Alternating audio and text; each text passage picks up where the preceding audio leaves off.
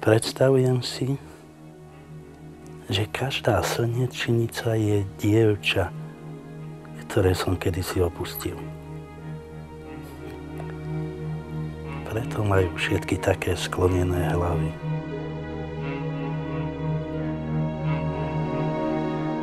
Nikomu som predsa nechcel ublížiť.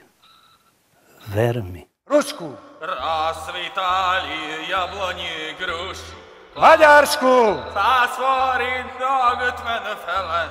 Anjamena fiskars. Som básnik. Samozrejme, že viem písať na stroj. Mám pravdu, keď poviem, že básnik, ktorý nič nevydá, je úplne zbytočný. Čo ste vy kedy napísali? Píš. Masturbovali ste včera o 5:30 ráno v ratanovom kresle vašej izby? Chcem, aby ste mi konečne povedali, prečo som kurva tu. Áno, Arp. Hamba.